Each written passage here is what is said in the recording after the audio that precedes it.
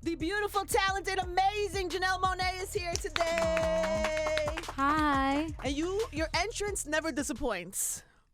You're sitting, so they can't see the full. I knew I was coming to see you. Oh, stop. I adore you. Thank you for having me. I'm so happy to see you, first of all. You look amazing as always. Thank you. And since I've seen you last. When was the last time we saw each other? I mean, I don't know. It's been a little while. Well, I saw you. You didn't know I was in the room. I was at the Essence Women in Film. Yeah. For the Oscars. Oh, yeah. I was at that lunch, which was amazing. Right. And you honored Tessa. Yes, absolutely. Tessa got that and award. So Denai was there. Lupita did her. It was an amazing moment. It was my first time. Waith. That was my first time at that event. I had no idea what a great, amazing. Tiffany Haddish. It was incredible. Tiffany Haddish, yeah. And you were great. Thank you. But you're like so comfortable on stage always, right? Sometimes really? I'm not. No, girl, sometimes I'm just like, man, I never know the words. In that room, it's a little intimidating because you have so many like powerful Black women in the room, and you feel like there's always somebody more prepared in terms of their remarks or the way they're introducing somebody. Right. But I think that room is really all about authenticity. Yeah. And like kind of letting your hair down, taking off your bra for, I a didn't lack get of the words. memo. You know what I'm saying? It's just kind of like being comfortable and not trying to be perfect. And, I've struggled with that a lot. I mean, as an artist, especially someone I still feel like I'm just getting started. I can be sort of I can lean on the perfectionist side, and sometimes that's not healthy. You miss moments. You miss being present when you're so focused on just doing an incredible job. It's just like, or you can miss greatness because cool. you're busy chasing a different version of the greatness, right? That part. Yeah, yeah. That too, right? That I can part. see that. And you seem like the type of person that your brain is probably always creating and always trying to figure out a grand way to do something. Is that right? I think I just care too much. I care about the craft. I care about art. I care about, I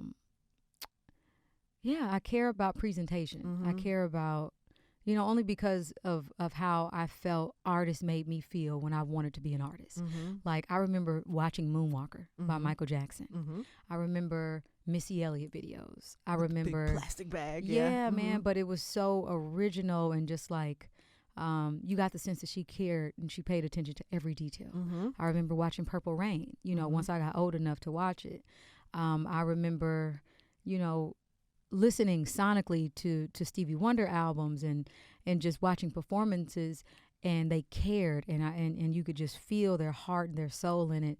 And I've always wanted to make people feel like that in my own way. It might not be like my heroes who've come before me, but in my own way, I've wanted to make sure that they knew that I really care about. We can tell you care, baby. These experiences. We can totally tell you care. Yeah. So I think I care too much. I was gonna say it's a stressful way to live, though. Yeah, it's because it's stressful. It can be, but the thing is, I want to enjoy the process. Yeah. I don't want to. Yeah, like I don't want to be like everything. This is not this way. Right. It's not going to be what it is, and I just think life is like that. Life will throw you curveballs.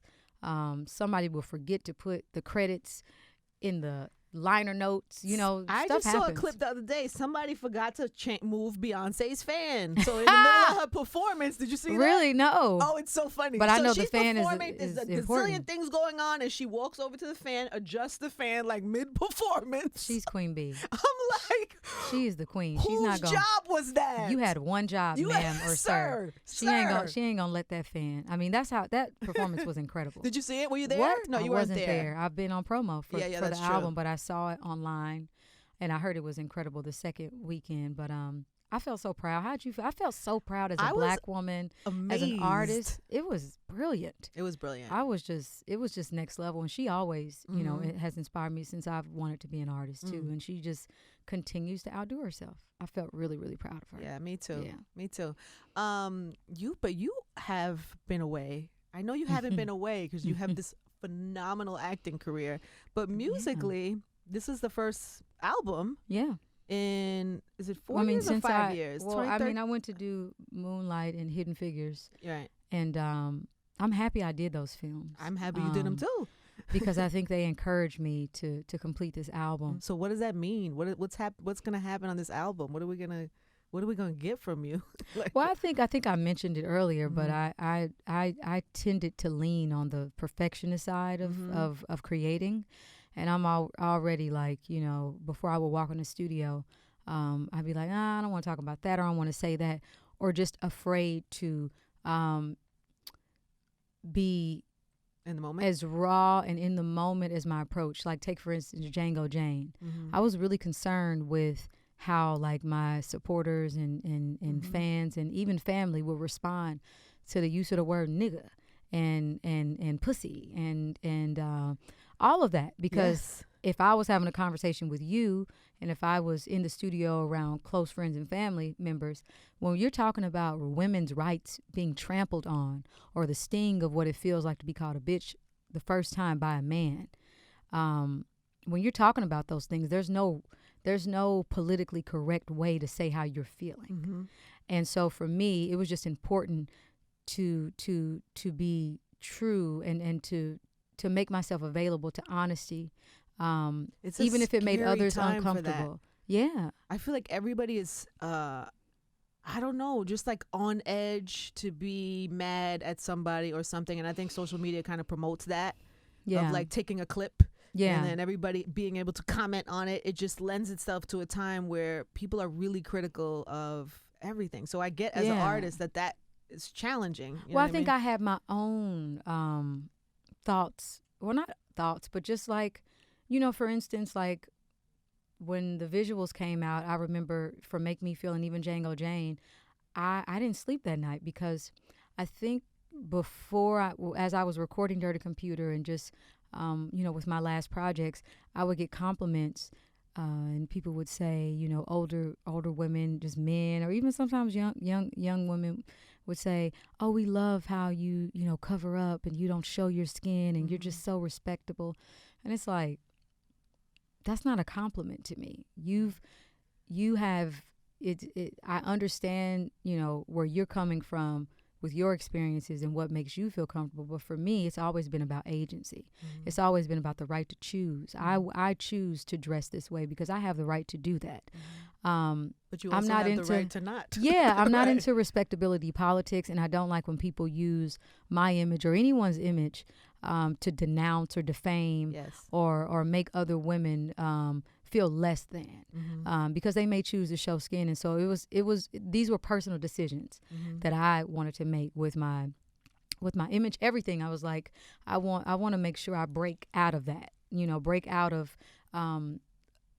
giving any more fuel to Janelle Monáe wears tuxedos to cover up or to be respectable. I wore my black and white, or to be anti, because I'm a girl's girl, and we got patriarchy to fight about.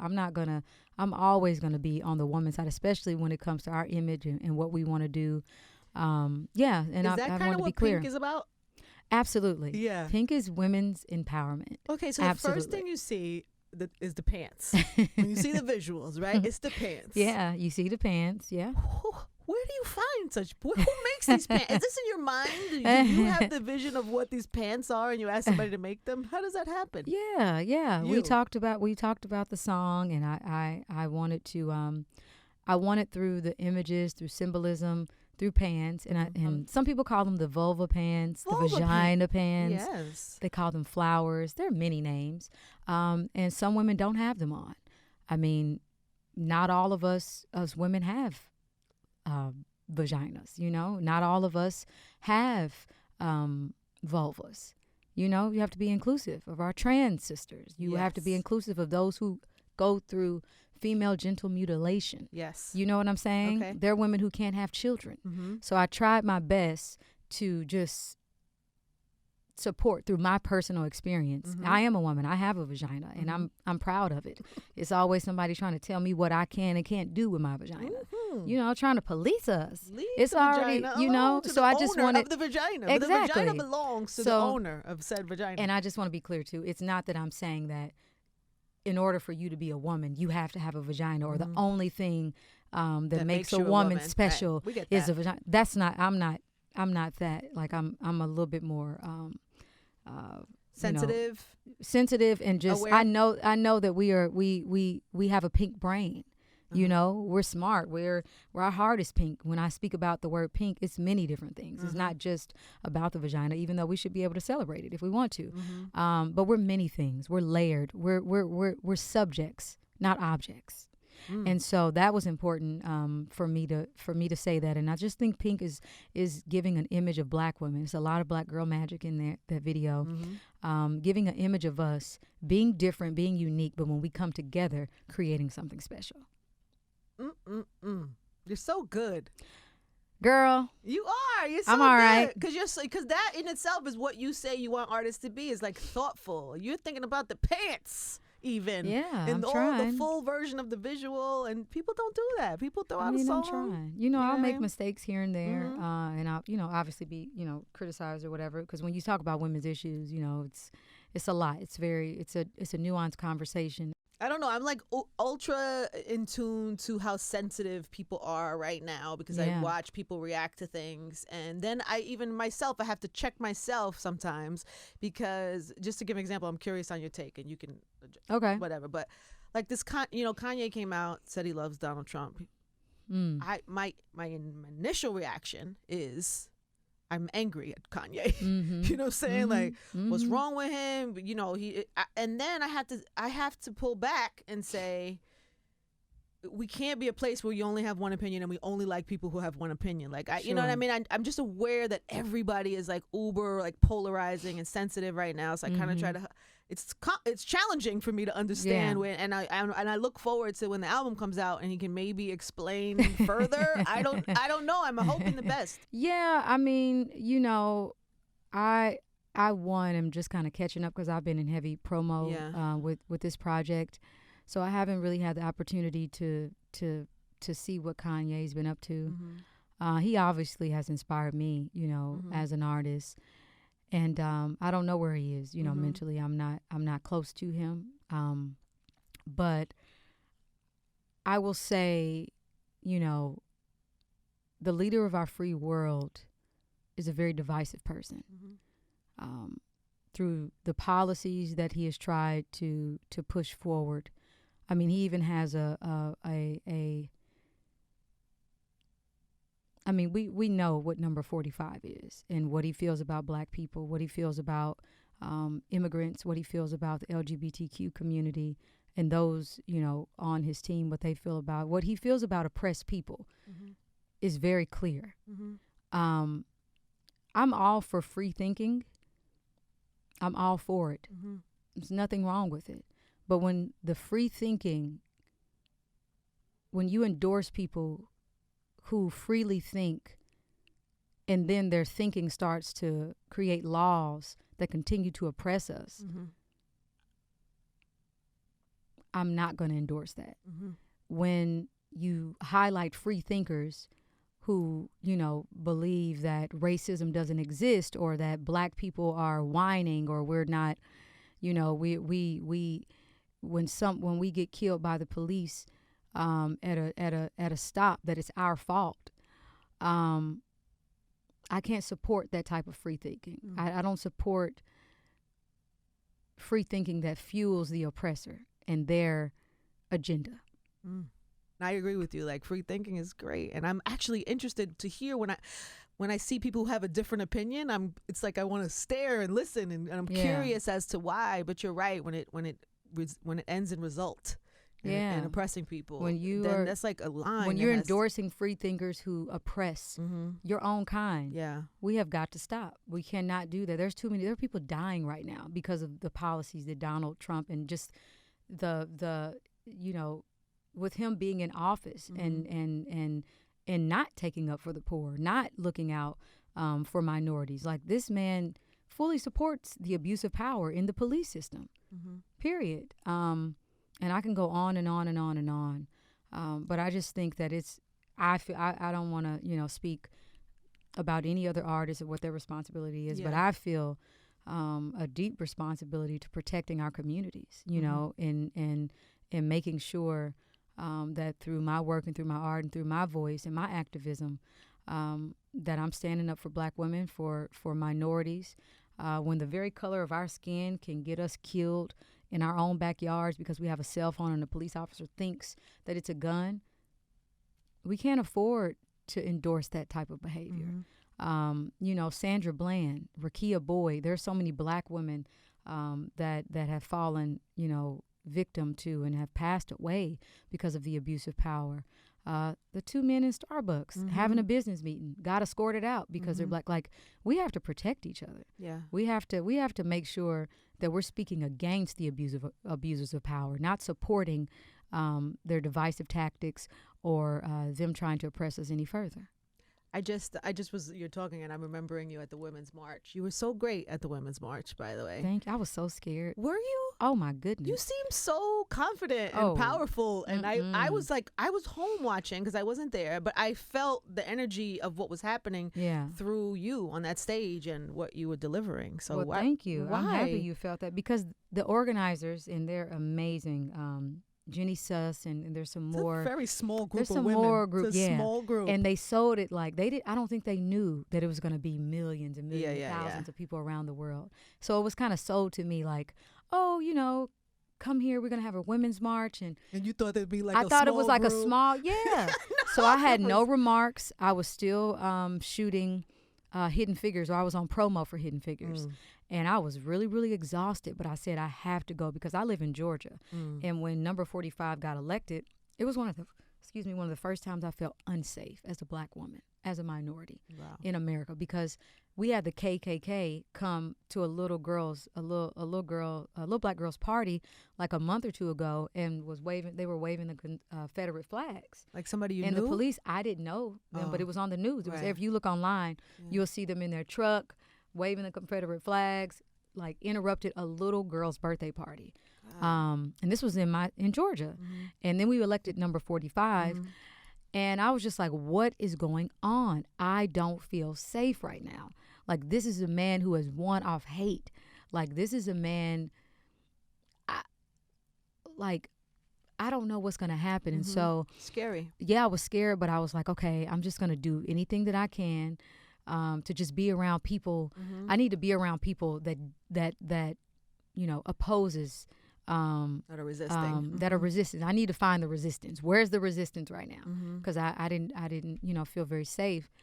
And so you just showed up. So I showed up. Yeah. And when I got there, I was like, wow. Oh shit. But how great to know that my goodness, you were not alone in feeling like that. You know what I'm saying? All those people felt like that too. Very inspiring. I mean, you had Angela Davis in the back. Yeah. You had so many activists, people who do this. Like I tried my best to do. And then you had people but these at people home. do this. And then you had people at home feeling the same thing, watching and in different cities. Are you hopeful that this will be the beginning process of, like, I don't know. Well, I am taking an optimistic approach, but I'm also not getting lazy.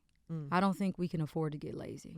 We have to vote in the midterm elections. Yes. We have to vote smart. We have to make sure that we don't allow anyone who supports, if we have someone in office who emboldens, who encourages this type of behavior, neo-Nazis and white supremacy, it's not going to get better. We have to start using our voice and our votes. I think that black people turned out, but if we can turn out again and do it in bigger numbers like we did for Black Panther. Yeah, right. I think that we could really, really make some changes. And I think the midterm elections are important because this is what's going to affect your state.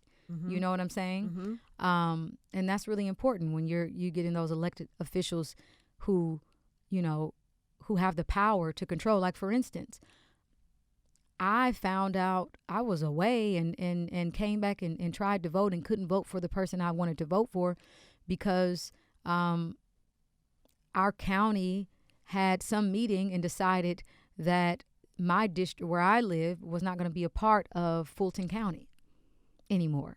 And I didn't know because I've been on the road. You didn't even know that was happening. And I didn't know that was happening. But these conversations are happening in your state. Without you. Without me. Yeah. So I think Yara Shahidi is doing a great job. She has... I love what she's doing. Yeah. That you turn 18. Absolutely. So go to her page. She'll tell you the importance of midterm elections. I reposted that on my how page it works, as well. all of that. Like, we have to get engaged. March for Our Lives. That was very, very inspiring. Seeing the youth, seeing, you know, our generation saying, hey, we're not standing for this. We're going to hold you accountable. You're going to make sure that we're safe in our schools. You're going to, like, these gun laws are going to happen or we're going to vote you out. Like, they're not playing.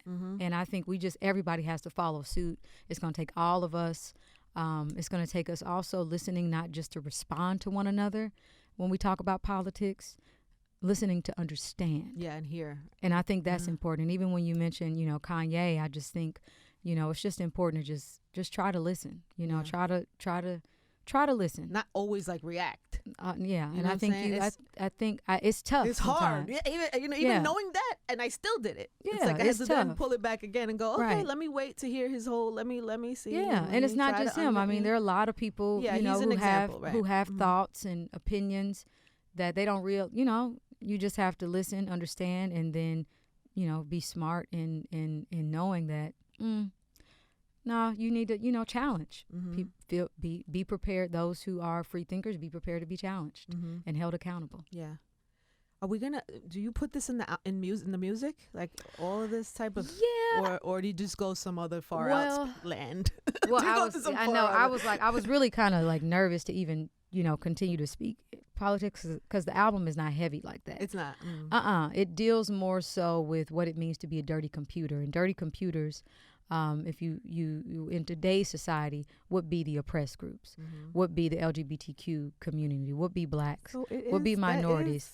It's an artsy way to be political, but there is a political kind of undertone to that. But it's like, you know, I had to figure out how to channel that anger, and ultimately, it's like, who am I going to celebrate this album? Am I trying to make people comfortable? Am I trying to make, you know? Am I trying to get record sales for everybody, from everybody? So I don't want to say certain things to piss off, to piss off folks who support. Who support. I'm not at all concerned about that at all. It was about, who am I going to celebrate? And I'm going to celebrate my people, period. And so that's what Dirty Computers, it's the concept of what it means to be erased. Your very existence, because you're a woman, because you're black, because, you know, you make people uncomfortable with who you love. Society has tried to, and not just society, but those who patriarchy, those who have abused power for so long, have tried to control and erase us, literally erase our existence, because we look threatening, or, you know, they just want to have control. There's so many reasons why people do. Or whatever. Yeah, and it's like, no, this is our America. We're American, and it's about the reclamation of America through celebration. So it's a celebratory album. Absolutely, it's jams. It's all that. I mean, will there be a tour too? Because you know. There will be a tour. Yes. I just put some dates up, and I'm going to put some more, but I'm going on tour in June. Amazing. Good. So I'm really excited about it. So Friday, right? Yeah, Friday. The album comes out, Dirty Computer, and if you get a ticket for the tour, you'll get a free copy of the album. Wow. Yeah. If you they go on pre-sale. Deal. They're on pre-sale now. Yeah. I want to say when this comes out. And also it comes with an emotion picture. Some people will call it a visual album or a short film, a narrative-driven film, but it's an emotion picture, and it's meant to complement the album. Moving picture. We shot it. It's like 50 minutes of visuals, and it's a story, and it's set in the near future, and it's about. And you directed and. No, I worked with some incredible directors. Okay. I produced it. You produced it. Yep, and it carries, you know, what you hear in the speakers over into the big screen. So please watch it. It's going to air on BET and MTV. And BET, it will come on midnight going into April 27th.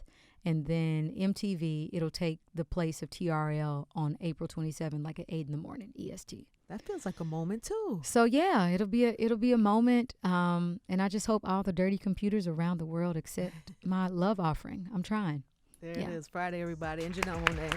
Thank you. Thank you so much.